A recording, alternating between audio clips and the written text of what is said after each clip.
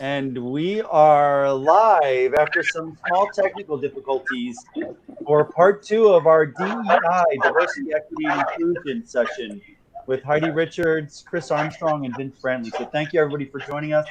And thank you, Heidi, Chris, and Vince for joining as well. Thank you for having us. So it looks like I'm the excited one for this conversation. We'll see how my face looks as we get further. Technical difficulties. I'm here. So we'll see if that smile on my face works later. But so let's go ahead. I guess we'll start off, and I'm getting some backlog, so people might have to mute themselves. But I'll start off and go over to Heidi. And Heidi, thanks for joining us. Could you talk to us a little bit about yourself and why you've joined us today?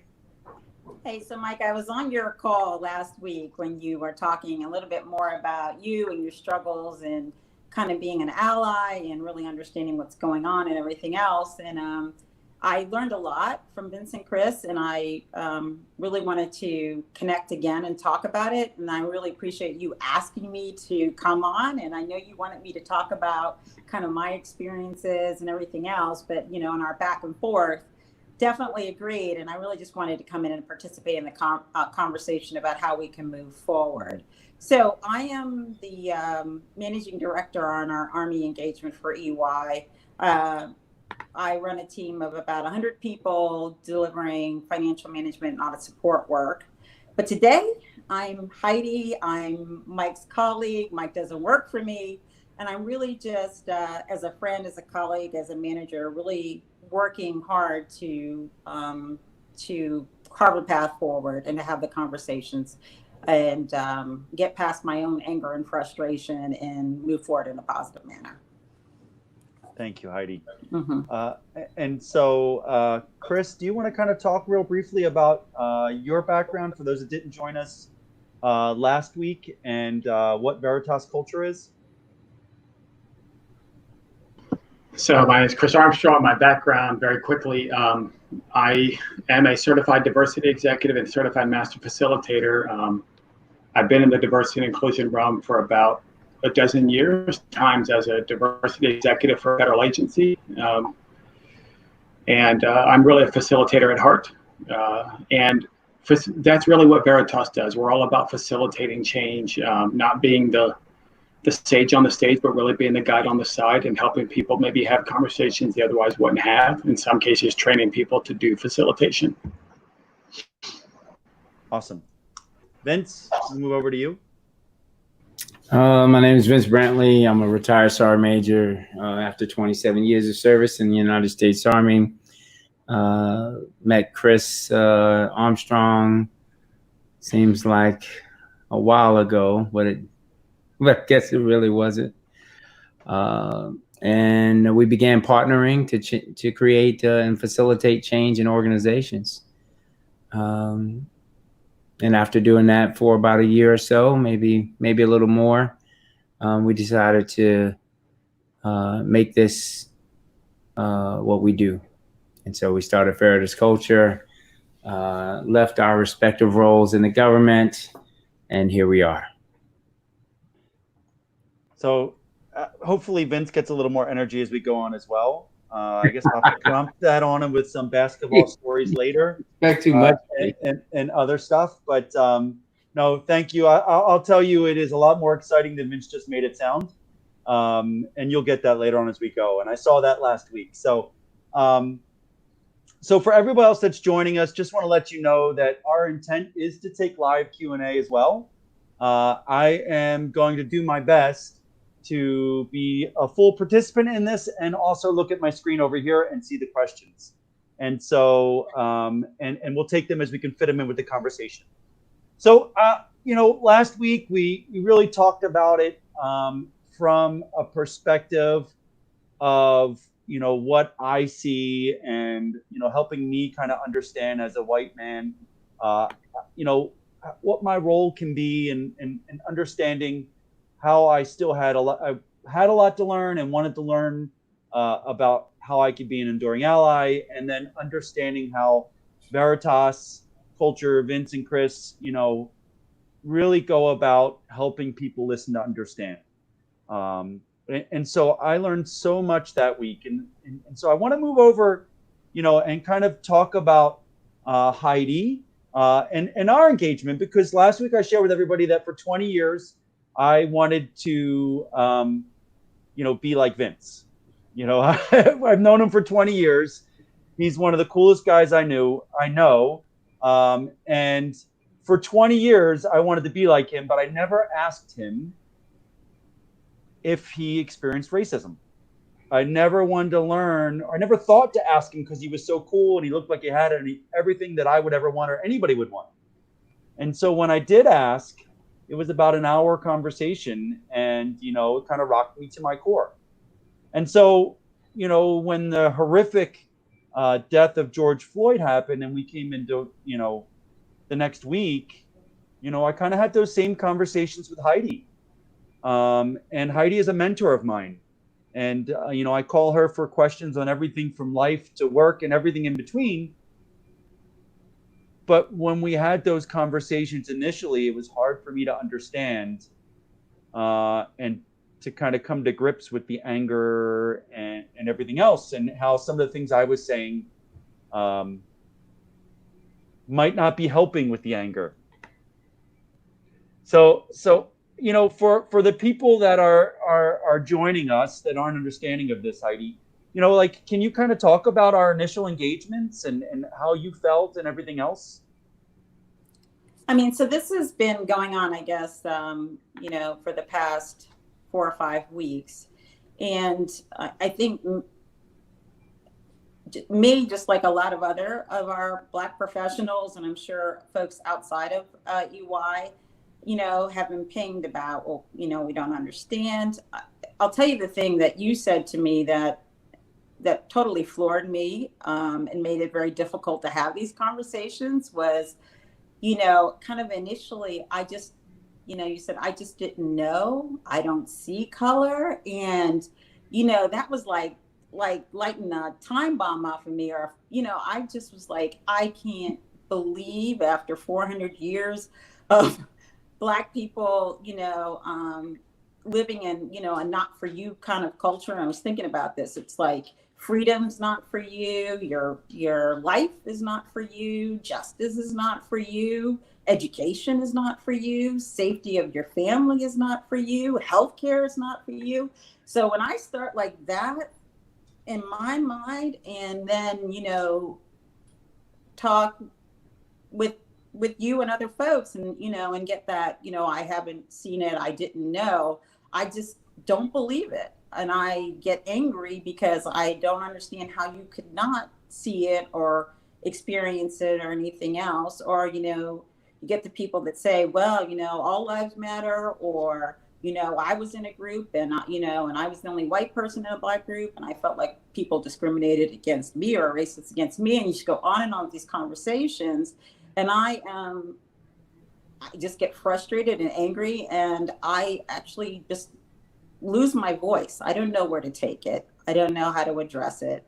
And I know this is not productive. And I can see, just around me, people just kind of going back to their regular lives and, going back to doing what it is they have been doing, because I think we don't really know how to move this forward. I certainly don't know. And so I really did want to have the conversation to get support and help, and how we can do that and really change. In the end, I'm just invested in change in the way things have been.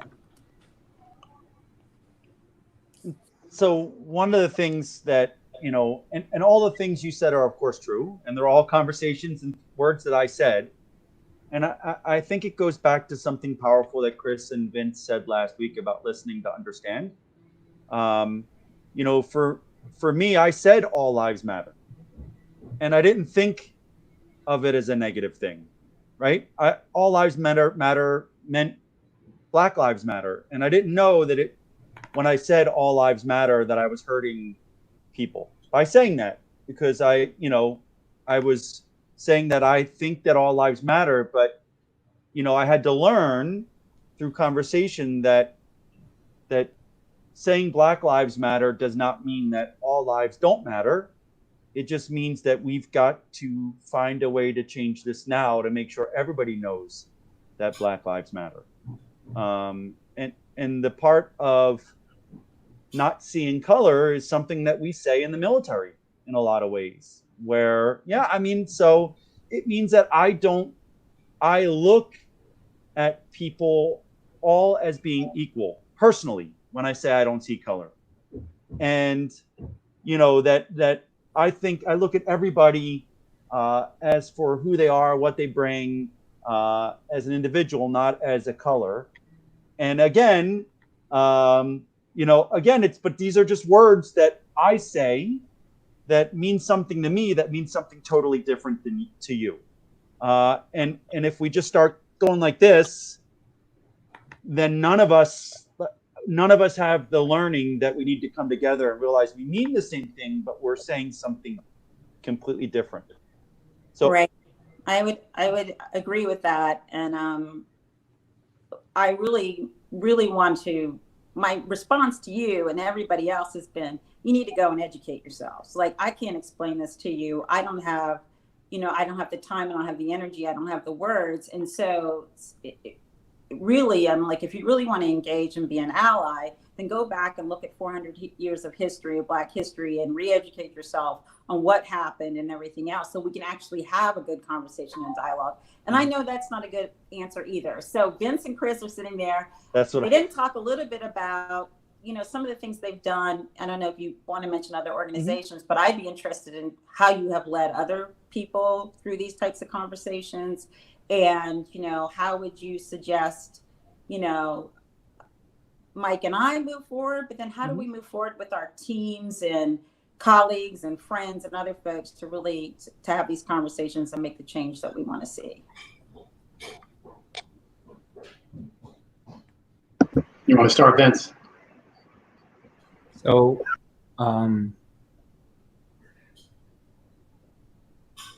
I think one of the most difficult parts of answering the question, how do I move forward, is just recognizing that I must move forward and I've got to keep moving, that I cannot stop. Everything within you may say, I can't have this conversation one more time, not with one more person. But when your voice is the voice that they're looking for, your silence could be the only sound they hear. And to go to a library and look it up, it's not going to give them anything that they don't already know. What makes a difference in my experience is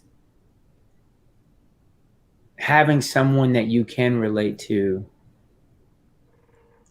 share something that is both relevant and resonant. It's that personal touch that allows them to see it and see it more clearly. They may not feel the weight of racism on all Black people, but to hear it's impacted you, that may be all they need to know. That is what fuels their fire to start researching and start, talking and start discussions, even in the conversation with Mike, it's like, I have to believe that something about that was reinvigorating to him, made him say, you know what? I've got to do something different. I'm going to try something different here because it's me, because we have a relationship. A very senior general officer and mentor of mine, though I've never actually sat down and said, sir, will you be my mentor? Recently made a post that opened so many eyes because they knew him, but they never knew his pain. And learning about his pain made it personal. This is the power of the conversation and why there's such an imperative to have it. We have to share our stories. We have to share ourselves. That's how we move forward. And when you do that, you watch for the impact and use that impact to source your next conversation, because you know it's not for nothing. You know, you recognize I have the power to make a difference. Why not use that power? At least for this person. You know, there's no person who's more influential than I may be in this moment.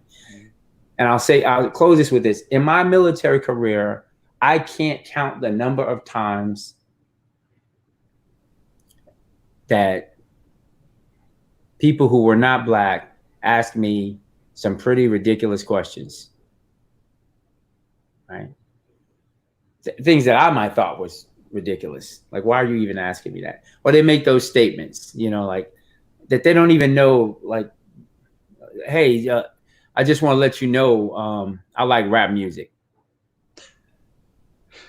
Okay. And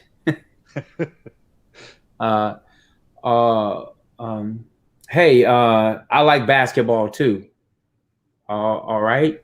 I mean, like, I also do like that. I'm not lying. But the point is why do you need that to have a conversation? Why?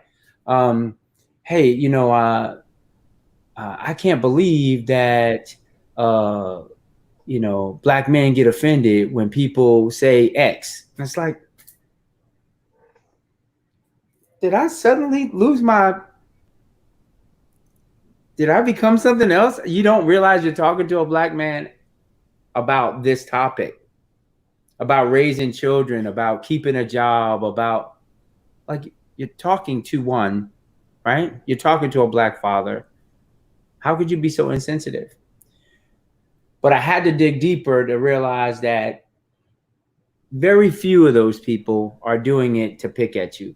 Most of them, in my experience, have been people who found, for some reason, enough trust in you to actually ask a question that's been burning on them and burning and burning and turning for ages. They just had no one to talk to. But you, hey, you seem like a pretty cool guy. Let me ask you something. What is the big deal with Black Lives Matter? I mean, why do some of the brothers get, or my favorite. Why is it you guys create music that you know we're gonna sing and you use this certain word? Big one, right? You use that word, and why can't we use it? I mean, you know we're gonna sing. Why do I have to, when I rap, I gotta bleep myself out? I'm just saying what you're teaching me to say.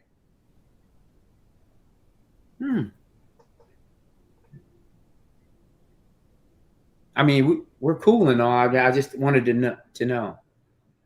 And so I have to really say, okay,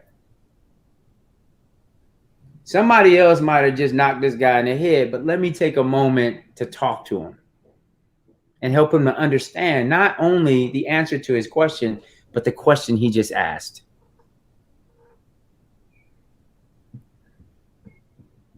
Chris, what would you add? I mean, just that when we get asked to help organizations with this sort of thing, racial equality, racial injustice, what they want us to do is to come at them with surveys, which we will never do. What they want us to do is to do training, which we will never do. Because none of those get to the heart of the matter. In order to get to the heart of the matter, there has to be a conversation. And I'll just give you a quick 30-second story that I posted a couple weeks ago. I had a friend of mine who I haven't talked to in a while. You know, Facebook friends where you accept the friendship, but you really don't.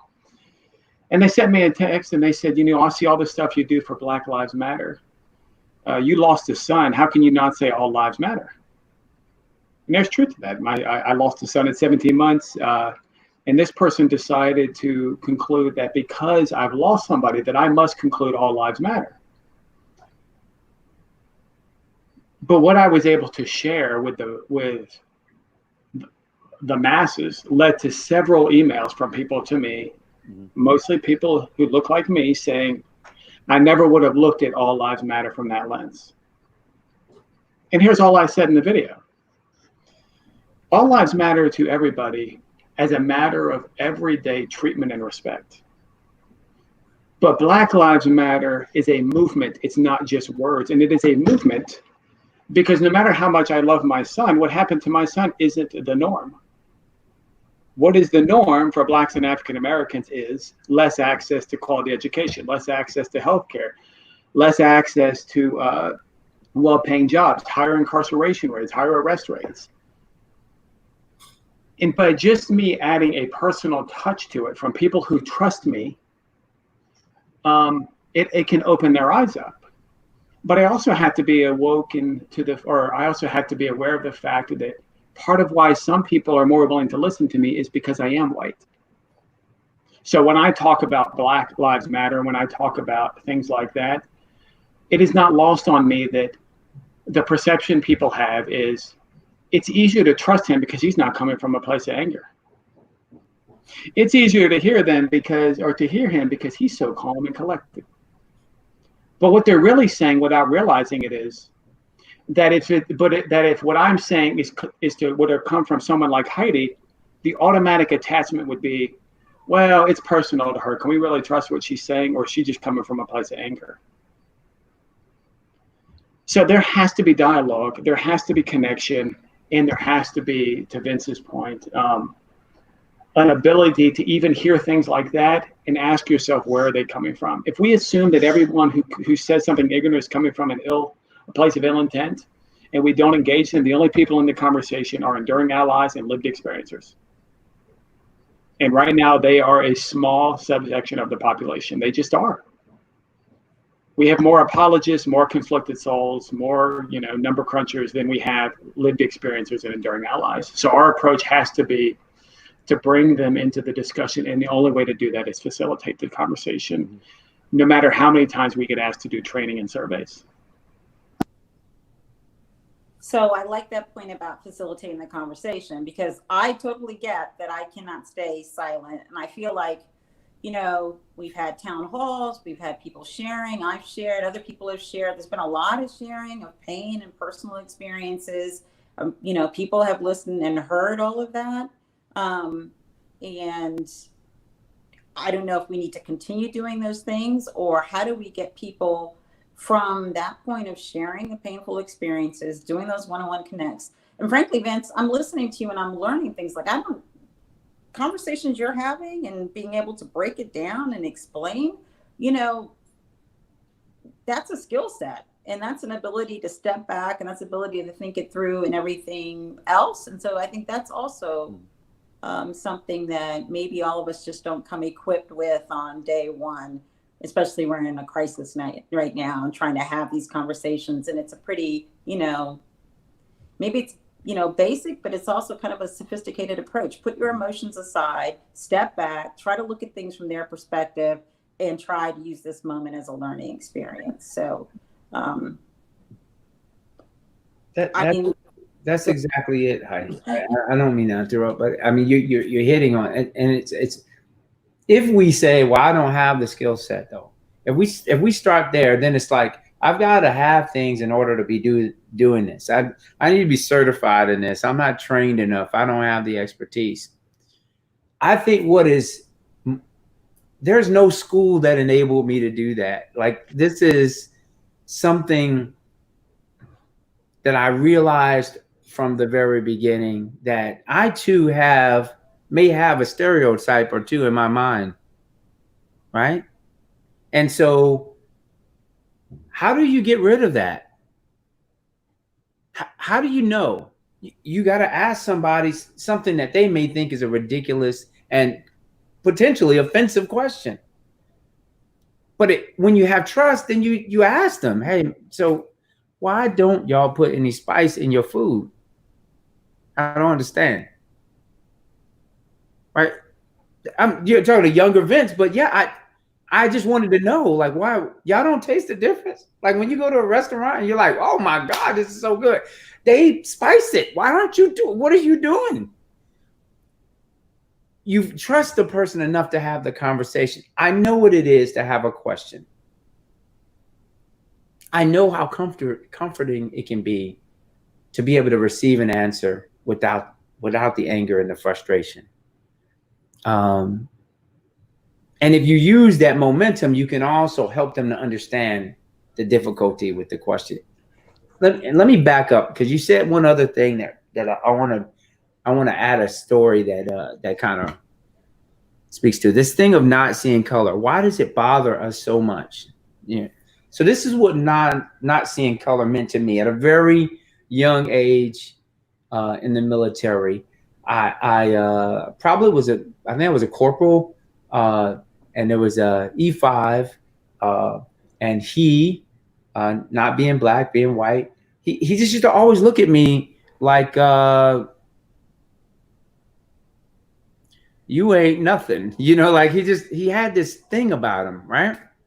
And so no matter what I accomplished, he had a way of kind of spinning it down. Like, yeah, I guess you are kind of fast. I mean, all those games of basketball you play, And when he said brother, I knew he didn't mean the way he said it. You brothers, you're not talking about brothers in arms. You're saying something else. One day he began to tell me how, he just doesn't understand how Black people are so upset about slavery when it did so much good for them, bringing them from Africa, right? And so at this point in the conversation, I'm pretty much in a state of disbelief, because there are people around and no one's saying anything. But as I said in the previous episode, I often found myself in an organization where I was one of none, so what am I supposed to say? And so I said, I think slavery was a pretty big deal. I don't think it was necessarily the gift that you suggest. And he just went on and on. And so I let it go, right? The next day I walked into my office, and on my desk was a book. And it was something like When We Were Slaves or something like that. I forget the title of it. But reading that book, I start flipping through the pages, and it was all of these statements from slaves in Ebonics about how much they loved their master and they didn't want slavery to end. And I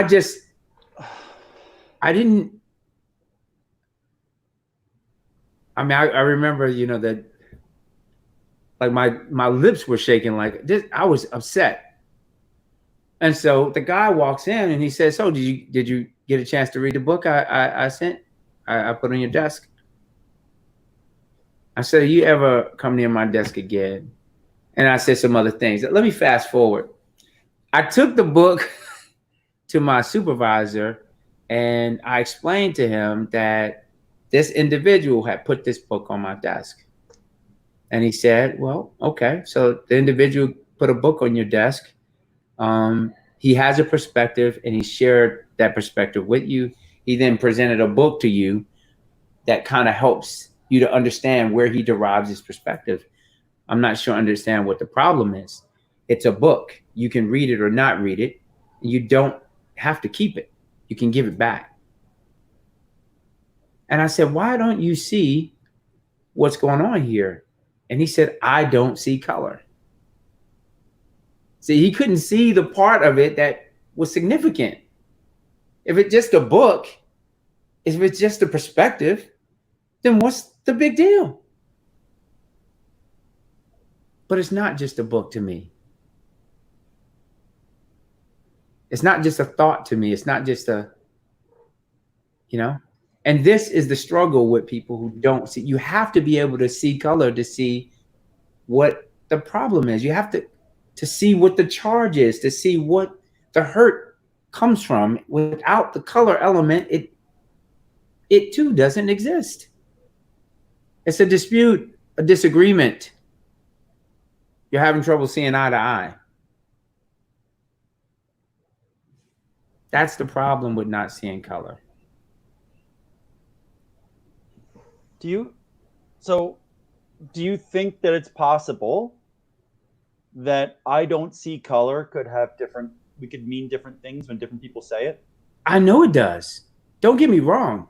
There are people who use it in all honesty to say, I have made a decision that I'm not going to let the color of a person's skin determine how I feel about them. The problem with it becomes for the person of color, for the person who's endangered, for the person who is being threatened is, how do I tell you what's happening to me because of my color if you don't see my color? Is there a way, do you think, because this is where I think listening to understand comes in, because I used those words, I won't use them again, because I understand, but when I said I don't see color, it meant I judge everybody based on their individual merits, and I would always give people a fair share, and eliminate as much as is humanly possible the concept of racism in my life, in what I can, and if I saw it, I would stand up and say something about it. But when I say that to someone, the wrong person, a different person, someone just sees what they hear, which is your experience of I don't see color, which horrifies me that someone would say that experience. There's a barrier, there's a wall between us, right? Yeah. So how do we get to a point where when I say something like, or somebody like me says, I don't see color, or somebody like me says something that doesn't necessarily always agree, that all lives matter. How do we get to a point where instead of being so angry, and I know it's there, being so angry and hurt by that there's an emotional response, and then maybe it kind of turns us away?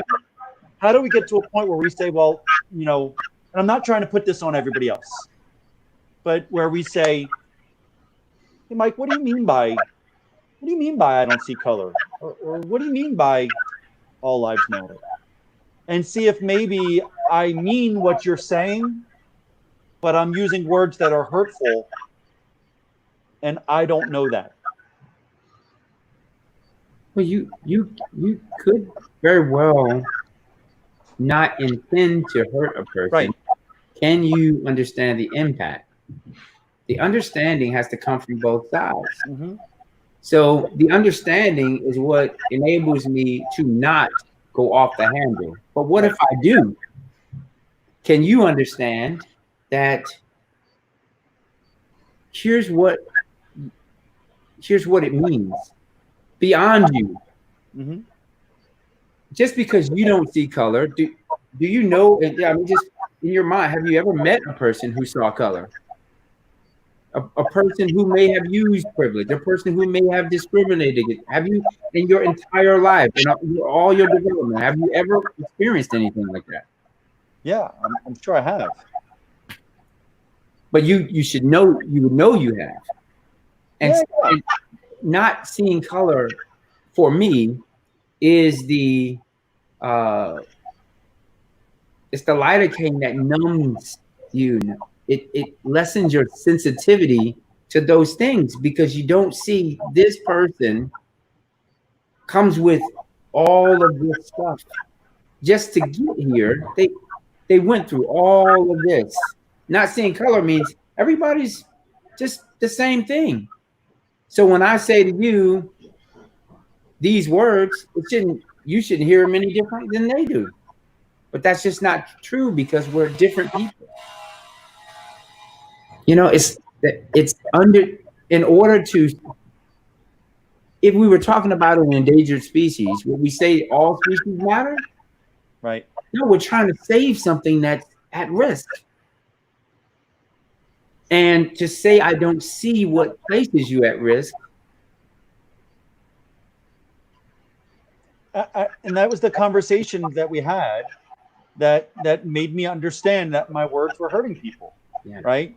But there are a lot of times where, I've seen or said things I've seen people say things on social media, and there's been another response.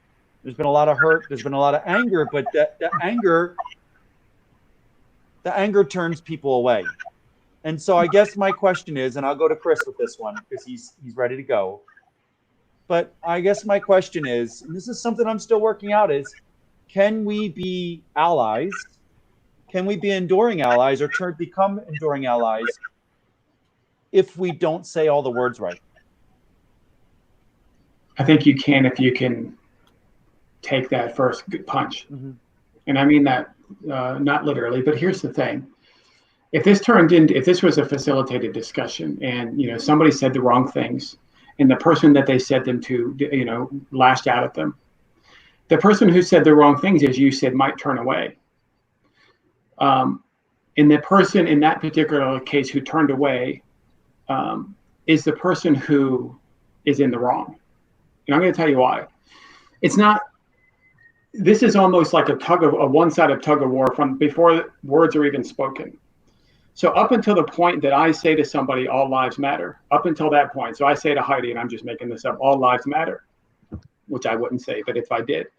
Before I said that, Heidi was already living in a world where Black lives didn't matter. So when I say that to her and she lashes out at me, if she did, and I walk away, I'm walking away from two things. The immediacy of the situation and everything Heidi has had to live through that led her to lash out at me. And because I've been on the positive side of opportunity, access, equity, equality, then I have to be able to understand that not only where that person is coming from, as Vern said, but I also have to understand that where that person is coming from is more important than my sensitivities. And if I can see that where someone is coming from is more important than my sensitivities, then I'm not going to walk away. More importantly, if I can see where they're coming from is more important than my sensitivities, and I want to eradicate the inequity and the inequality and the injustice, I'm not going to walk away. So yes, in a perfect world, what would happen is we would be able to have somebody say, a potential ally say something that was, maybe not the right words. And in a perfect world, somebody says to them, that's okay. Here's just a different way to say it. But in the real world, there's too much pain there to always have that conclusion. And what we have to do is to take that initial punch. It's not directed at us. Let's assume positive intent. They're coming from a place that we have to recognize, back to Vince's point about being able to see color and recognize what it has meant for people of color. And if we can take that initial lash, if we can take that initial punch, whatever you want to call it, that initial negative reaction, and not walk away, we can be in it for the fight.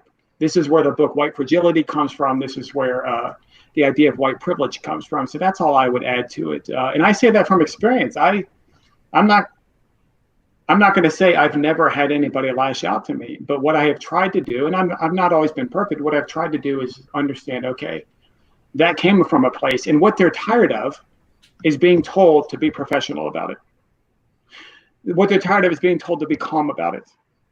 Because, oh, by the way, they already have to try harder in every other walk of life. And now we're saying, try harder here. And who are they catering to at that point? The very people, not you and I in particular, but the very people they've had to cater to for 400 years. So when we say, not you specifically, but when we say, well, gosh, you didn't have to react that way, you're not coming from 400 years of built-in frustration. That's the only context I would add.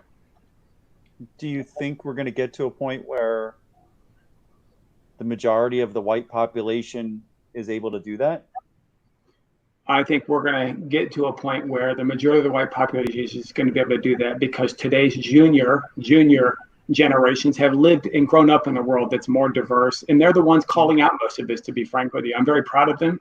Mm-hmm. I don't like it any more than anyone else does. I don't like the back and forths. I don't like the anger on either side because it's on both sides. Mm-hmm. But it's actually the demand for change is actually coming from a generation, 2 generations actually, of people under 30 years old who aren't going to tolerate it because they've grown up in a world where it's normal to see interracial relationships and to have bosses that aren't just men and things of that nature. So I think we will get there. It will be harder for today's because people who look like you and I feel the backlash and we get uncomfortable. Instead of feeling the backlash, taking it on the chin, and saying it wasn't directed at us specifically. It was directed at what people have had to go through that we can't possibly fathom. And every time we turn away and we say it's because you yelled at us, we've just given up on an entire race of people who have essentially had to fight for themselves for 400 years.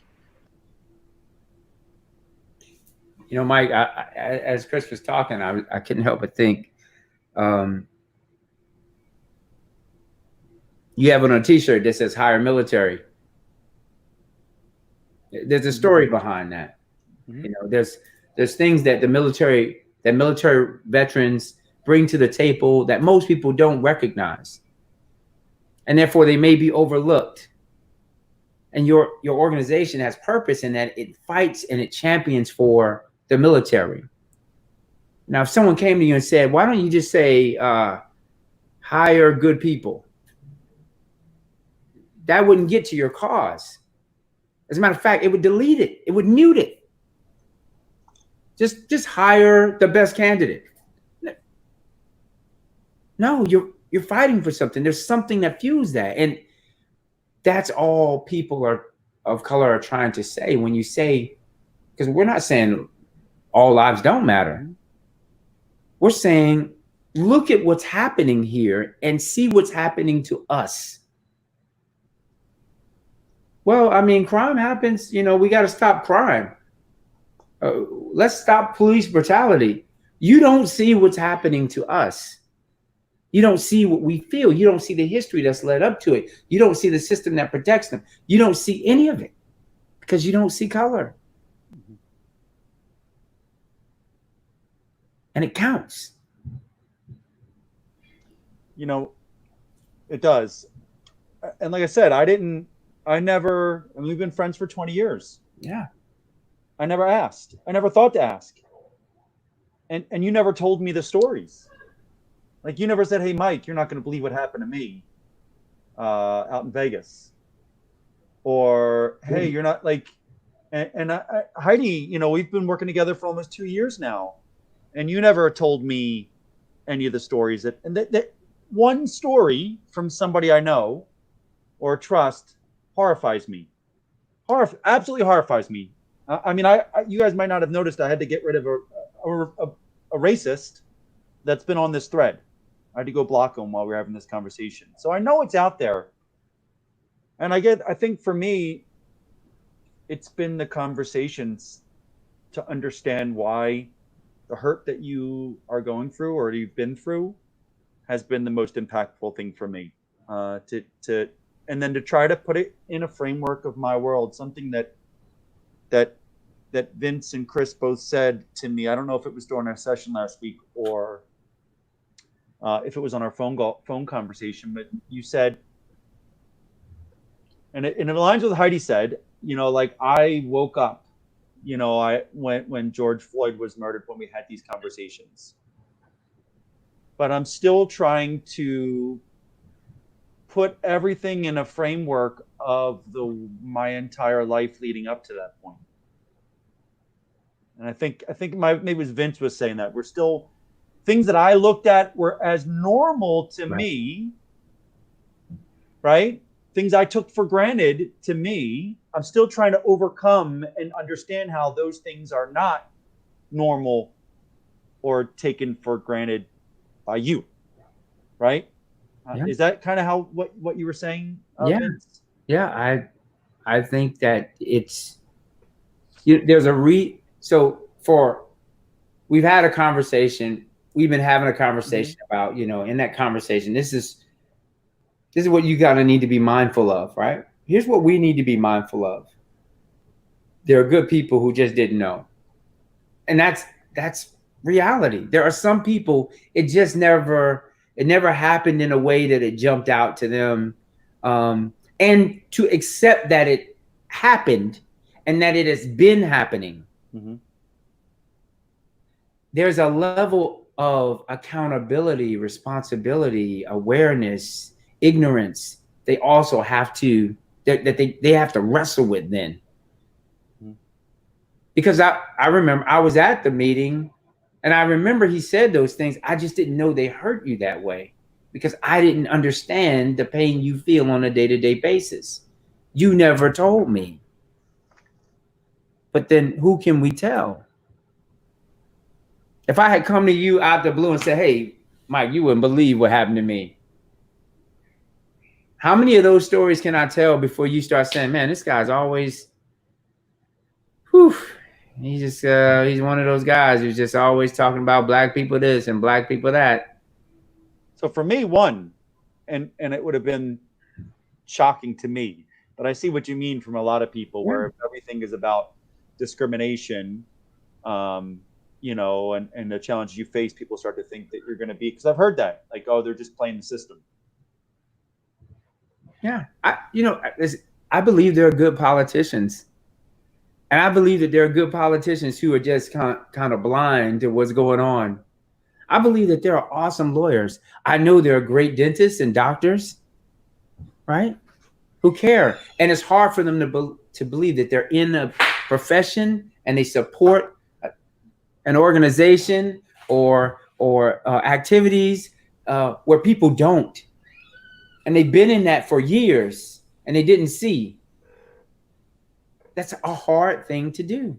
There are awesome police officers, people who put on the uniform for all the right reasons, to protect and serve. They get up every day. They wear it with pride. They're really trying to serve the community.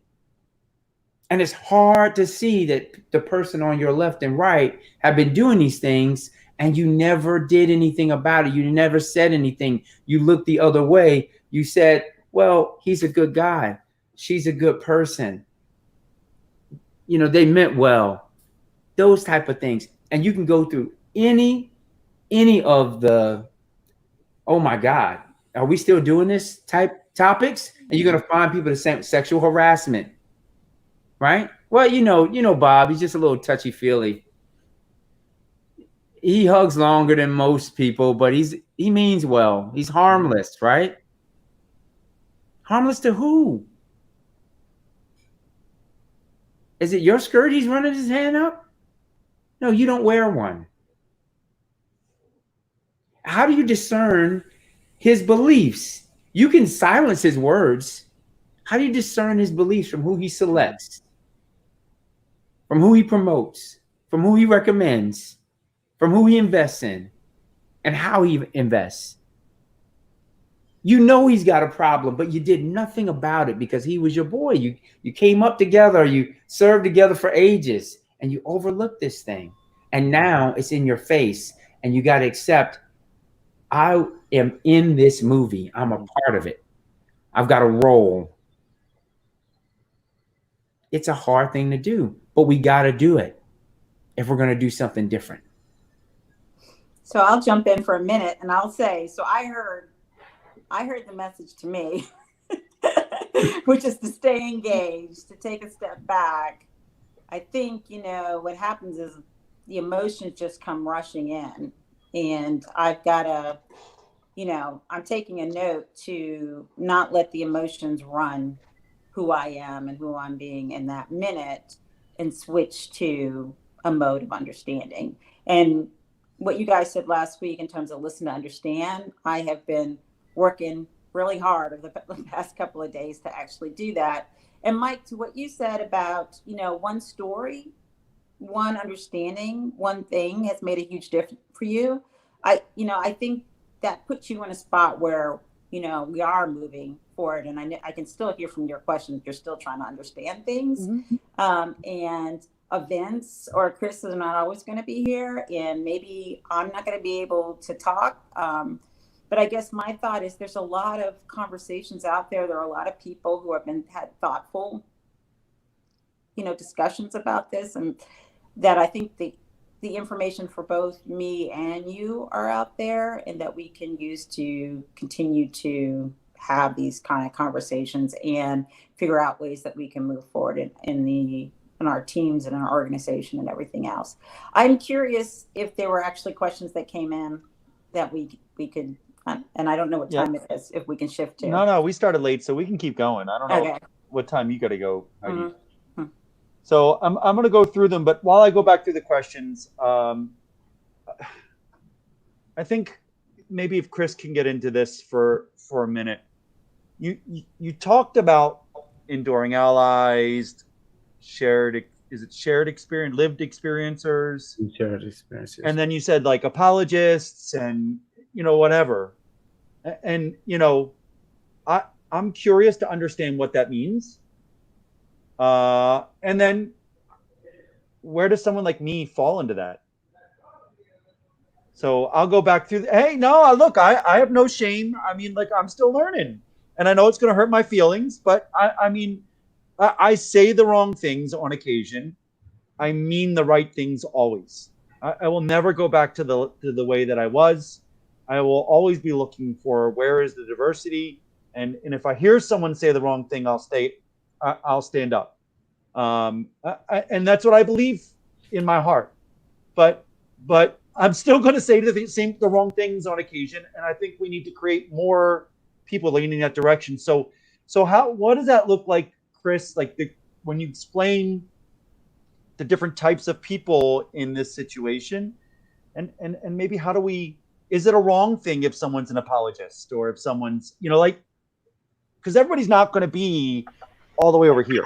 So I'll leave it to you while I go back to the questions. So it'll be Vince and I. Yeah. We'll go through them. So basically, there are 8 archetypes in this space. And as we go through them, you're going to notice we're going from the people who actually live through it every day to supremacists. So let me just save you the suspense. The first is a lived or a shared experiencer, which Vince will walk us through. And the last one is supremacist. So start with Vince. Go ahead with a lived shared experiencer, and I'll go after you with the enduring ally. A lived in or shared experiencer basically has dealt with, has lived through, has felt racism. And it doesn't have to be, I marched with Martin Luther King and I got hosed, right? That's not, it's like you've experienced it. My experiences with that individual that was racism. I know it was. I know how I felt, right? To a certain degree, I am a lived and a shared experiencer because I have the experiences of my parents, of my friends, and I feel those things as if they were mine because they are mine. Like I've never been beat by a police officer, but I might be scared to heck of being pulled over and scared of being beat by a police officer. Where does that fear come from? It's not my fear. It's someone else's fear, but they're so close to me that they're a part of me, and therefore their fear is a part of my fear. Their frustration is a part of my frustration. That's what a lived and shared experiences are. They've been there, they've done it, they lived it. It's them. They are the people who are impacted by it. An enduring ally, which is next, is somebody who is not just a self-identified ally. They're somebody who people see as an ally. They've consistently been in the fight for equality and justice. They're willing to use their power, their resources, and even their reputation to help in the fight. So they don't, run scared because, something they say might tear them up at work or something. And they're enduring because they're in it thick and thin. And before Vince talked to us about an apologist, I'll just say this is where some people stop. They're like, the only people I'm willing to deal with are enduring allies and people who are lived and shared experiencers. And I guess to your question, Michael, is it bad to be an apologist? Is it bad to be a conflicted soul? No. But to some people it is. And Vince will talk us through that, like the difference between knowing who you are and knowing who you're willing to accept in your world. And I'll just say, if the only people that we're willing to accept are lived and shared experiencers or enduring allies, it's going to be a very small world, and we will be talking to ourselves. Over to you, Vince. So the only thing I would add on to the enduring ally is they have an empathetic connection, and that's important. Like they feel what you feel, although it's not pointing at them. I marched with Martin Luther King. They weren't aiming their hoses at me, but I got wet. And I felt what it felt like for you to, and therefore I'm really not going to make mistakes because I feel those very things you feel on a day-to-day basis, even though I know that the hate is not for me. The discrimination is not happening to me.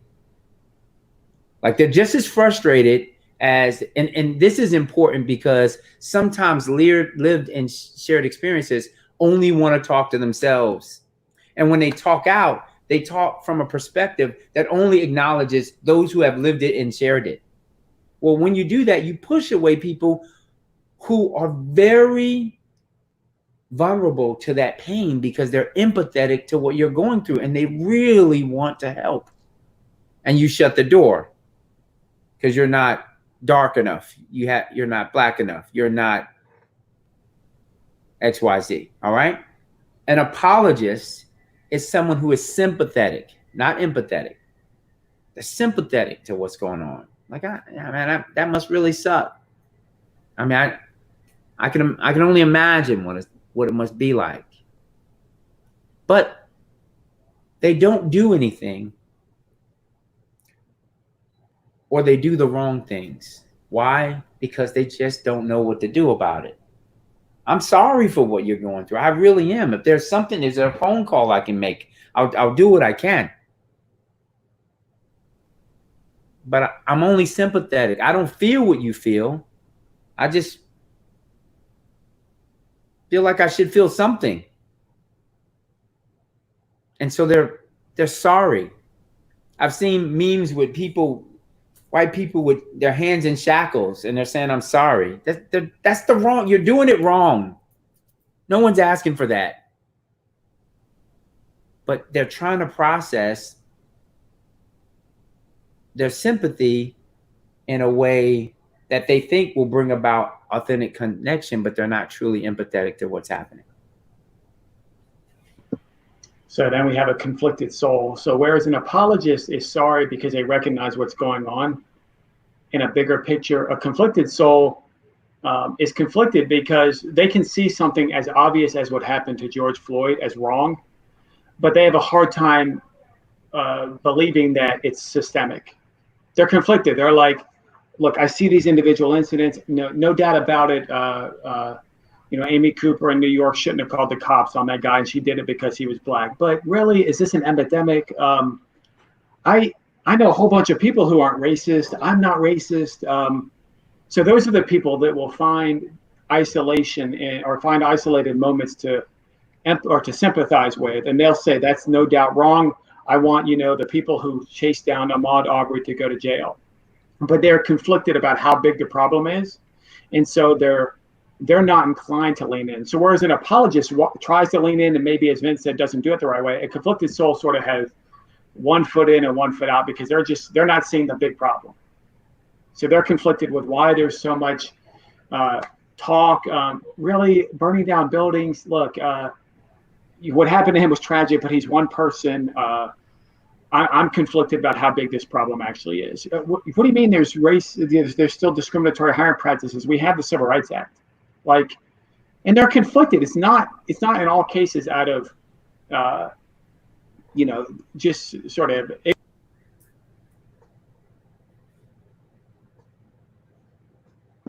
They're trying to reason with themselves how big the problem is. What would you add, Vince? And then if you want to talk about the post-apologist. Okay. Yeah, it's the only thing I'd add to that is that a lot of times their confusion and their conflict stems from who's at fault, who's to blame. Like I didn't do anything to cause this, or and you may have heard this. You may hear things like, that person shouldn't have died, but they also shouldn't have run. See, I'm conflicted. Who's at fault? The police shouldn't have killed him, but he also shouldn't have been doing crime. I mean, if he wasn't speeding with drugs in the trunk, then he would have never been in that situation. They're conflicted. They can't settle, so they're just kind of like that. The conflicted soul, they almost refuse to accept or understand it because they're really on the fence. Next would be the post-apologist, who offers a forced or a false apology. They know enough to know I shouldn't be saying that. I shouldn't have said that. I can get in trouble for that. I could lose my job for that. And so after the fact, they'll take the podium. I just want to let you know that I'm going to take 6 months off from the position. I realized what I did was wrong. After the fact, they're going to make an apology, but it's not a sincere apology. In their small circles, they're still who they are. They just recognize that they can't be who they are publicly anymore, and therefore they have to present the mask, and the mask says, "I'm sorry." Chris, what I would add is, in a lot of cases, post-apologists don't apologize for the act; they apologize for the reaction. I'm sorry you feel that way about what I said. Not I apologize for what I said or what I did. Next, we move on to, and we're almost done, the number crunchers. Those are people who associate the severity of the issue with statistics. Everything is about data. So you tell us that we have a police brutality problem. I'm going to tell you that there's 800,000 police officers in this country, and you can't tell me more than 16 black men or women who have died at the hands of the police. You tell me that we have a problem with racists killing in this country, and I'm going to highlight the statistics that show that there's more black on black crime than white on black. Number crunchers. So everything to them is about numbers. Everything to them is about data. And they want to focus on that more than feelings, more than impacts, more than social issues. There's not a problem until you can prove to me numerically that there's a problem. That is a number cruncher. And then we have the denier. Over to you, Vince. Yeah, the denier is basically oblivious. They don't have a real reason. Like you do with a number cruncher, they've got a reason to justify how and validate what they feel, what they see, or what they don't see, because they use the numbers. A person who's in denial, they don't need any of that. They just don't want to see it. They don't want to be a part of the conversation. They just kind of want to keep things as they are. They like the world as it is. They don't see anything wrong with it. They don't want to see anything wrong with it. You ask a person who's a denier to, hey, why don't you read this? They're not going to read it. They're not. They don't want to know. And finally, we'll end with the supremacist. The supremacist is entitled by nature or nurture. Because of the color of my skin, I am supposed to be. You are supposed to feel. I was brought up this way. I was raised to believe. And you can use that from any perspective, really. Like I was taught that Black power is the strongest power on earth, that we are the original gods, that we are that's supremacy. I am entitled to be in a position above you. There is no equality or balance. We weren't designed that way. We weren't created to be the same. That's the supremacist. The problem is that everyone from 3 to 7, your apologists, conflicted soul, post-apologists, number crunchers, the deniers, they're all looked at as supremacists. They're treated and responded to as if you're supremacist. Oh, you're racist.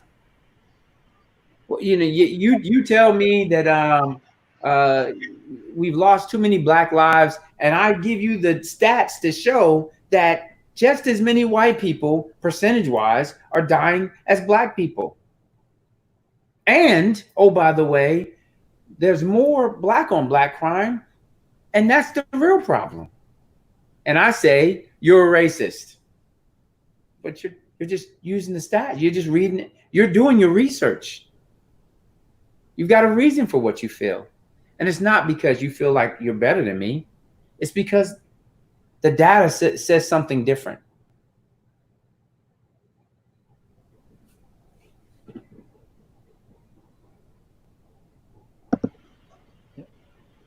Yeah, I mean, so I didn't get where I fit in that. I think I'm an apologetic ally. I don't know if that's possible or but I definitely can see what you're saying about, and I see different people that every one of those 3 to 7s I've seen. And I think you're right. I think that we're at a point now where someone could be a 3, a 4, a 5, and they could be encouraged to move closer to an ally. And I don't know how we do that, except for having these conversations. Heidi, I think you. No, I was going to just ask. So now we have these kind of ranges, and kind of, it was a nice way of kind of going through. And I certainly recognize all those conversations and what you described. But from there, where do we go? So, I'm talking to an apologist or, and I hear the conversation. Where do I go from there? Is it the point to identify kind of who you're talking to and then help drive the conversation from that bucket? So Go ahead. I think there are 3 things here. One is to identify who you are. 2 is who you're talking to. 3 is whether you're willing to have that conversation. Are you ready to have that conversation? So if I know that I'm going to live and share experience, certain things in how I receive information and how I tell my story.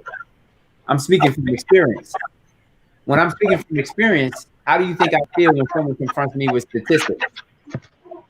Statistics mean nothing to me. But if I recognize that I'm talking to someone who's a number cruncher, I know that statistics mean something to them.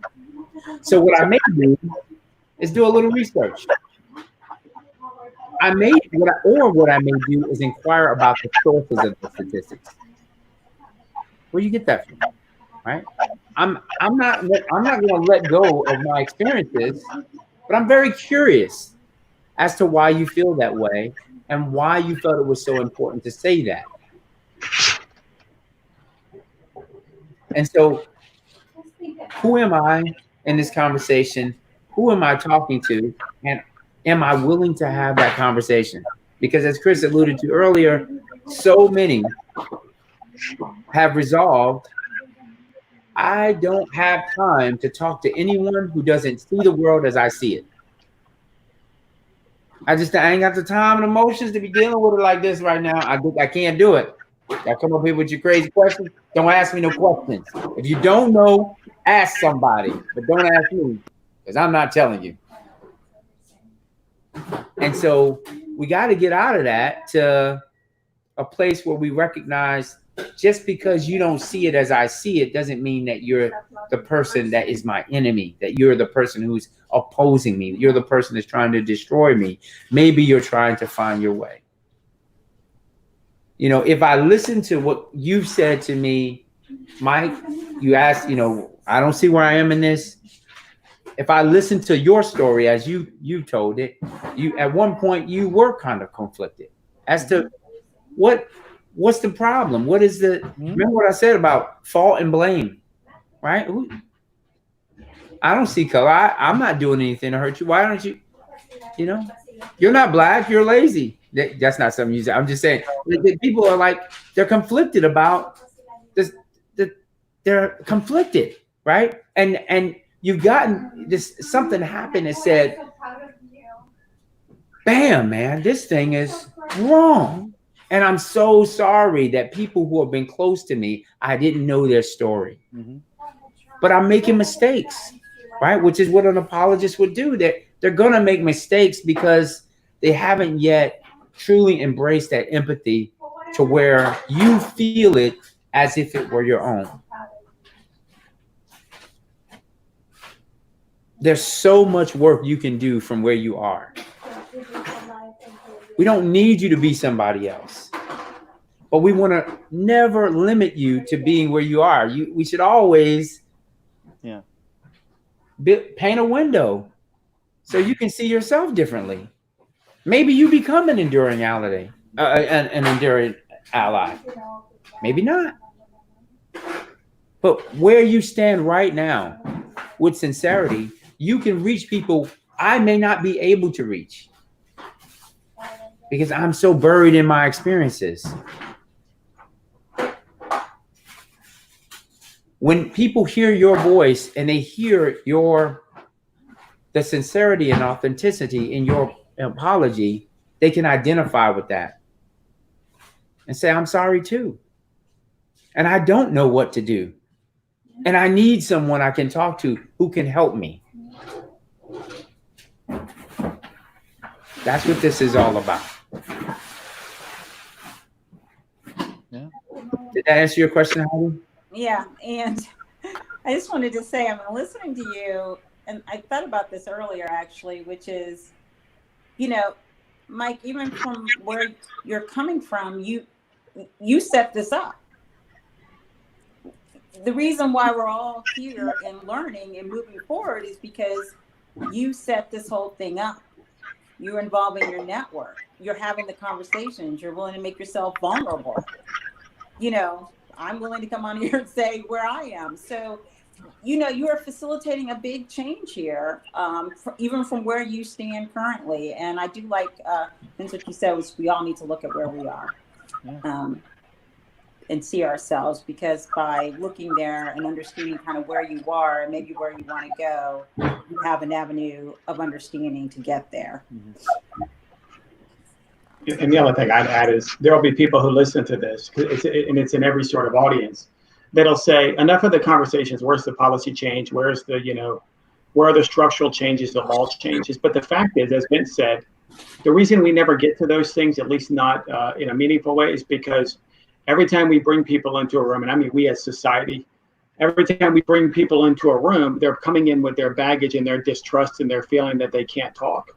So it has to start with the conversations, because then the more people feel heard and the more people feel like they can come as they are, imperfect and all, but they're leaning towards the right end state, that'll be the more powerful, that'll be the more power that we have pushing for laws, pushing for policy changes, pushing for better hires, more diversity, more diverse hires.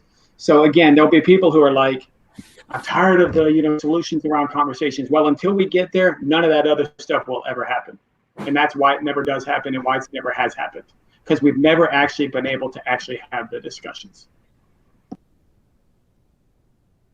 And if I could just add one thing, because I feel like I just got to say something to, if you're a person of color right now, understand that because you're a lived and shared experiencer doesn't mean you get to sit still. You have just as difficult of a journey. You've got to get to a place where you can accept the empathy of someone who hasn't experienced what you have. Like, accept that their heart is in it to pull them into the fight. You've got to be able to hear the sincerity in the apologist and help them.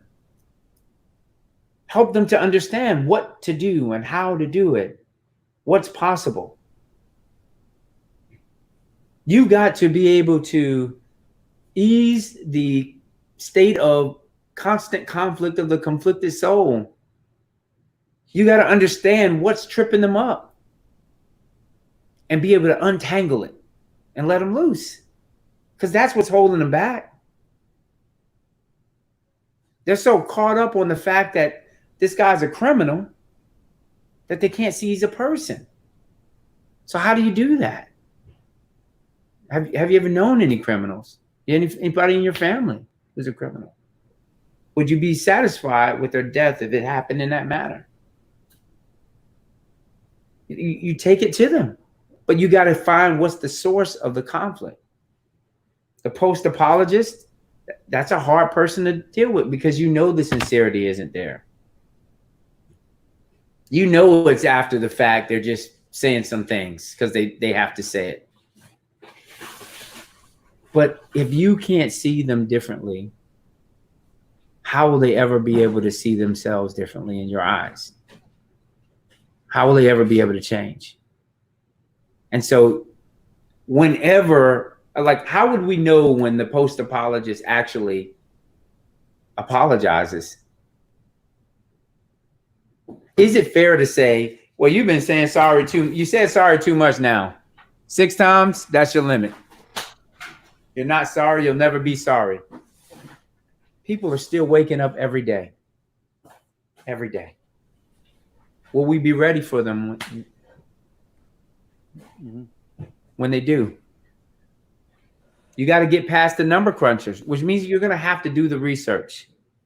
You're going to have to understand their story. You're going to have to understand the counter argument. You're going to have to listen to people you don't agree with, who are well studied and well prepared for conversations. You're going to have to become prepared. It's not enough to say, it happens.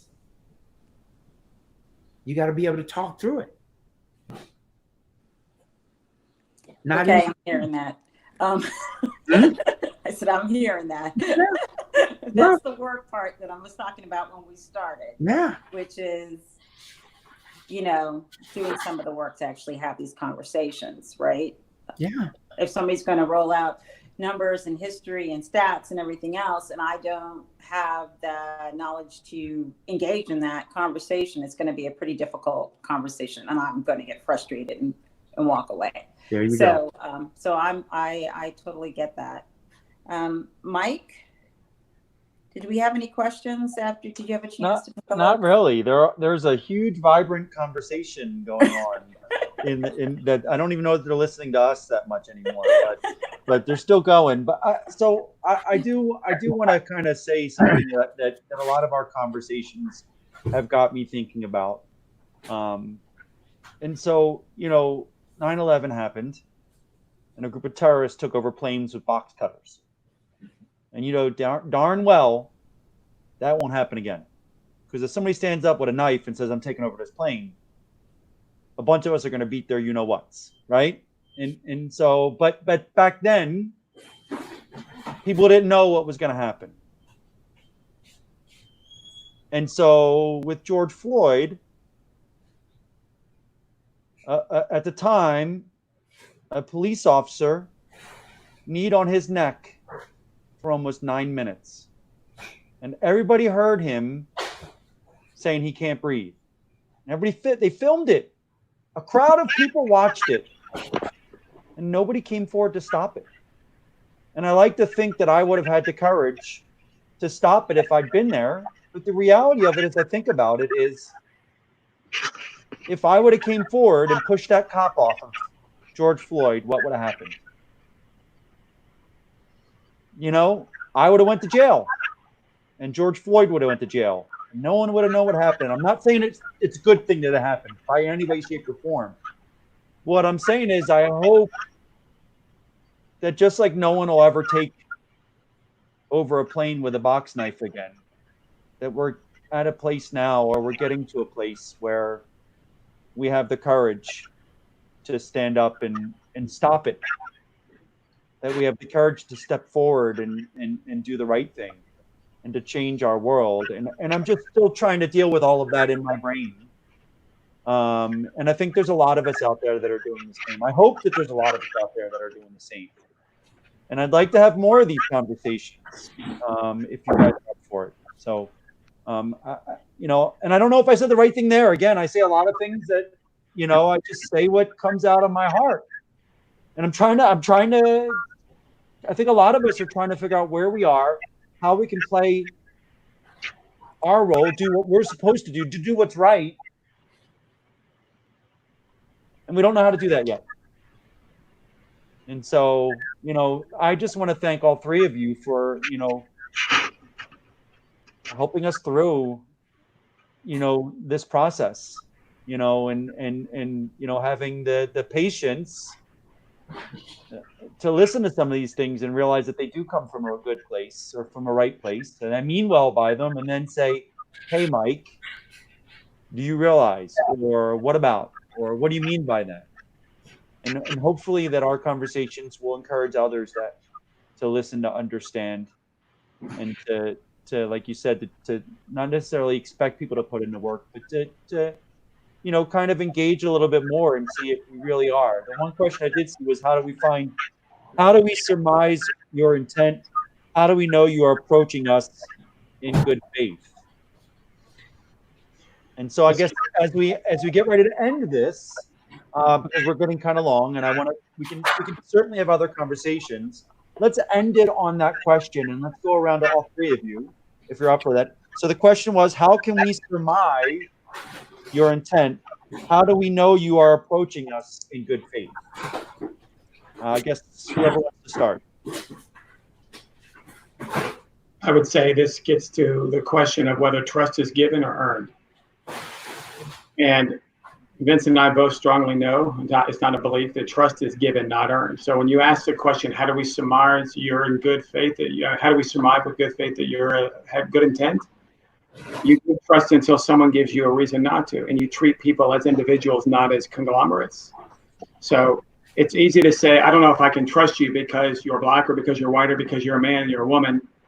But that is nothing but generalization and stereotype. So the way you do it is you give trust until someone gives you a reason not to, and stop generalizing and stop stereotyping.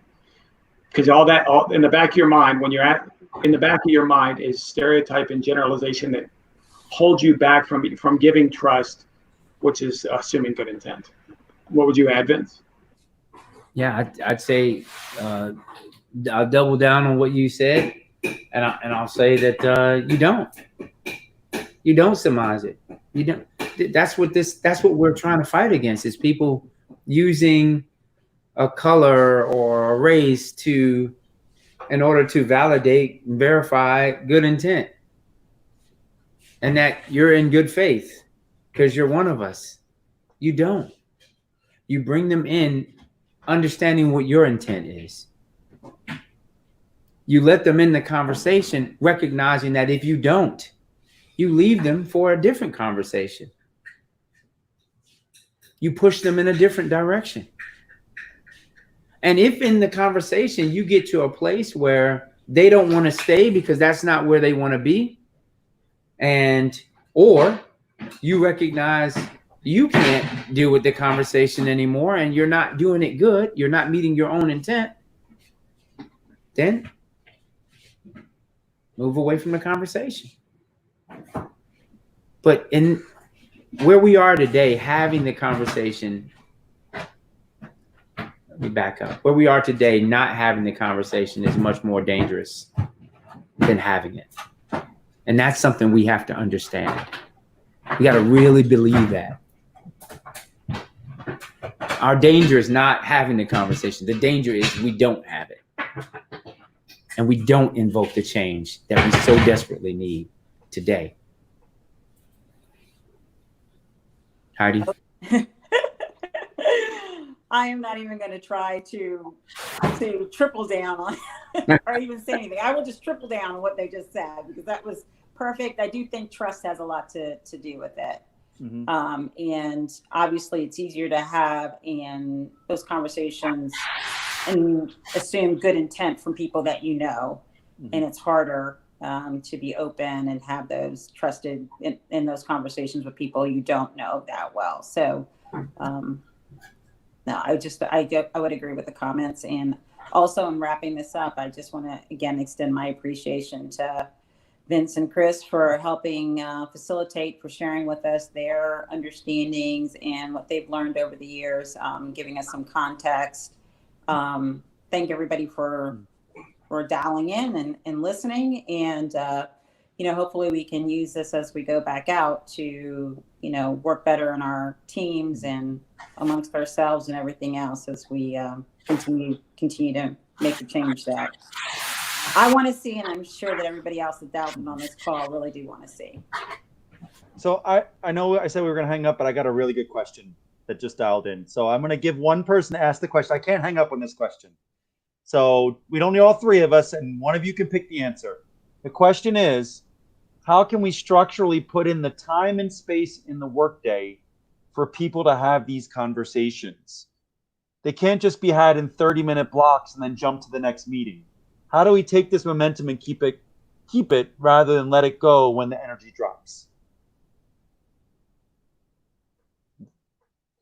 This is the last answer, so whoever wants it.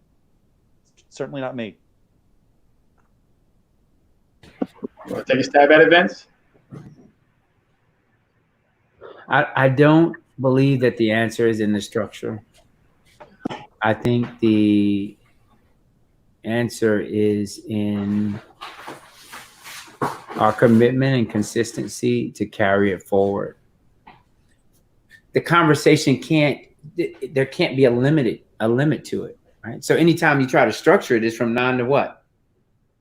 I mean, we still got to go to work. We got to eat lunch. Mm-hmm. We can't spend all day talking about this. No, but what we can do is we can carry it forward. And so I don't have to be in the structured meeting. I can just ask somebody something to share a little bit of themselves. I can talk about something that's happening in the community or something I saw in the news, and I can tell them how I feel about it and how it made me feel. I can do that without the structure of the organization doing anything. And if you get enough people talking, the organization will follow through with exactly what your intentions are. You get the collective to say, we want to have a day where we recognize this, or we have a stand down, we take 10 minutes of silence, whatever it is. We want to make these resolutions. We want to add this into our vision statement. What's the organization going to say when 85, 90% of the organization is standing together, standing strong? What are the leaders going to say? No? Know what you say? When's the next election? When's the next leader coming in? It's not about the structure. The answer isn't in the structure. It'd be great if we could plan it.